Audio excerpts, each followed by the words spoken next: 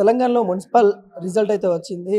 అధికారంలో ఉన్న పార్టీకి అత్యధిక స్థానాలు కూడా వచ్చిన విషయం మనందరికీ తెలిసిందే. ఈ అంశం గురించి అయితే మాట్లాడదాం. మనతోని బీజేపీ పార్టీ అధికార ప్రతినిధి సుభాష్ గారు అయితే ఉన్నారు. సార్ నమస్తే సార్. ఎట్లా చూస్తా ఉన్నారు? ఈ రిజల్ట్‌ని మీరు ఎట్లా చూస్తా ఉన్నారు? భారతీయ జనతా పార్టీకు మంచి ఫలితాలు రావడం, ముఖ్యంగా కార్పొరేషన్స్లో కరీంనగర్ అండ్ నిజామాబాద్లో మనం లెక్క కనుక చూస్తే బీఆర్ఎస్ కన్నా భారతీయ జనతా పార్టీ కార్పొరేటర్స్ ఎక్కువ ఏంటంటే ఆ, మంచి మెరిట్ తోటి గెలవడం జరిగింది. Congress, BRS, MIM tripartite agreement, అలాగే సిపిఐ సిపిఎంతో జాయింట్ వెంచర్ ఎంత చేసినా కూడా ఈరోజు ప్రజలు భారతీయ జనతా పార్టీతో విశ్వాసం ఉండి మా అభ్యర్థులను గెలిపించి మేయర్ స్థానం కూడా దక్కించుకుంటున్నామంటే ఇది చాలా అరుదైన గౌరవం. తప్పకుండా దీన్ని పాజిటివ్గా తీసుకుంటాం. ఇదే స్ఫూర్తితో ఎమ్మెల్సీ ఎలక్షన్ మన corporation elections, MPTC deputy elections, అలాగే 2028లో పునాదికి ఇది నాంది పలుకుతుందని చెప్పి మేము ఆశిస్తున్నాం. అంటే సోషల్ మీడియాలో కూడా బీజేపీ పార్టీకి పడ్డ ఓట్లు కొన్ని వార్డులలో 9, 10 అట్లా రావడం జరిగింది. వాటిని తీసుకొని ట్రోల్ చేస్తున్న పరిస్థితి కనబడుతుంది. వాటిని ఎలా చూస్తాం? ఇప్పుడు ఒకటండి, ఇప్పుడు కొన్ని వార్డులలో కూడా కొన్ని మున్సిపాలిటీలో కూడా 5 నుంచి 20 ఓట్లు కూడా ఓడిపోయినాం మేము. పాజిటివ్ తీసుకోవాలన్నట్టు. మా దగ్గర 5 అంటే 10 పడ్డాయి అంటే ఇంతకుముందు కాంగ్రెస్ పార్టీ ఎక్కడ పోటీ చేసినట్టు డిపాజిట్ రాలేదు. దుబాకలో రాలేదు, హుజురాబాద్లో రాలేదు, తర్వాత మన మునుగోడులో రాలేదు, జిహెచ్ఎంసీలో 2 స్థానాలు కార్పొరేటర్స్లో ఉన్నాయి. వాళ్ళకు ఎక్కడ పోటీ చేసినా కూడా 0 వచ్చింది. మరి వాళ్ళ అధికారంలో వచ్చింది కదా. ప్రజల విశ్వాసం గురించి మనం మాట్లాడాల్సిన అవసరం ఉన్నది. మేము చేసిన అభివృద్ధి కార్యక్రమాలు ఎవరితోటి పొట్టు లేకుండా, ఎవరితోటి కంపారిటివ్ లేకుండా మేము గెలిచే ప్రక్రియ గురించి మాట్లాడుతున్నాం. తప్పకుండా భారతీయ జనతా పార్టీకి మంచి ఫలితాలు ఇస్తారని చెప్పి మేము ఆశిస్తున్నాం. సో మీరు రాజకీయ అనేక విధాలుగా అనాలిసిస్ కూడా చాలా వరకు చేస్తూ ఉంటారు. బీఆర్ఎస్ పరిస్థితి ఏంటి? ఓన్లీ మెదక్ వరకే పరిమితమైన పరిస్థితి కనబడతా ఉంది. ఎట్లా వస్తుంది? బీఆర్ఎస్ పార్టీ మునుగుతున్న నావా. ఇప్పుడు బీఆర్ఎస్ పార్టీ అప్పుడు ఇంతకుముందు ఏం చెప్పింది? సారు కారు సర్కారు 16 అని చెప్పింది అన్నట్టు. ఒరిస్సాకు పోయినారు, మధ్యప్రదేశ్కి పోయినారు, రాజస్థాన్కి పోయినారు, ఢిల్లీకి పోయినారు, మహారాష్ట్రలో దుకాణం ఆఫీస్ కూడా పెట్టినారు, వెస్ట్ బెంగాల్లో పోయినారు, తమిళనాడులో కూడా పోయినారు.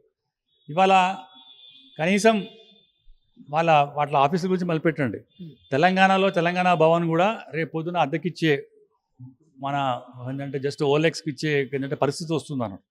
ఎందుకు చెప్తున్నారంటే అక్కడ నాయకత్వం లక్షణాలు లేవు. అక్కడ ఇప్పటికి కూడా వాళ్ళు అదే అహంకారం, ప్రజల దగ్గర ఎప్పుడు పోయే పరిస్థితి లేదు, కార్యకర్తలను పట్టించుకునే పరిస్థితి లేదు.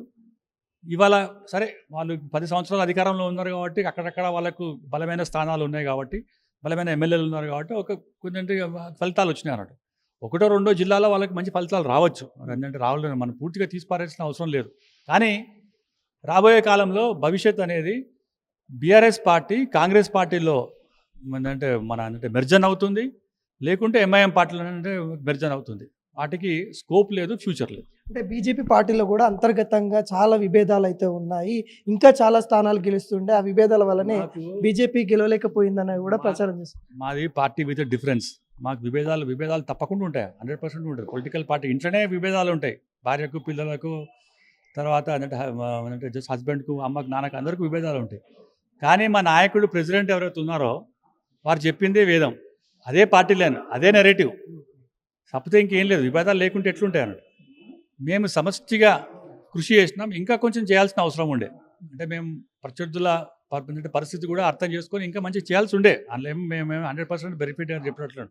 కానీ దీన్ని అన్ని అనాలిసిస్ చేసుకొని తప్పులు ఎక్కడ జరిగినాయి, ఇంకా షార్ట్ ఫాల్స్ ఏమున్నాయి, గ్యాప్స్ ఏమున్నాయి, ఇంకా మేము ఎట్లా చేస్తే బాగుంటుంది అనే దాని మీద మేము తప్పకుండా ఒక నిర్ణయం తీసుకొని సమీక్ష చేసుకొని ఇంకా దీని మీద ఎట్లా చేయాలంటే పాజిటివ్ యాటిట్యూడ్గా మేము వెళ్ళే ఒక పరిస్థితి కనపడుతుంది. తప్పకుండా చేస్తాం. సమష్టి నాయకత్వంతో లోపాలు ఉన్నా కూడా సర్ది చేసుకుంటాం. ఇది భారతీయ జనతా పార్టీ ప్రత్యేకమైన లక్ష్యం. ఇంకోటి ఫైనల్ సార్, అంటే సర్పంచ్ ఎన్నికలలో కూడా కాంగ్రెస్ పార్టీ అత్యధికంగా స్థానాలు గెలిచింది, ఇప్పుడు కూడా గెలిచింది.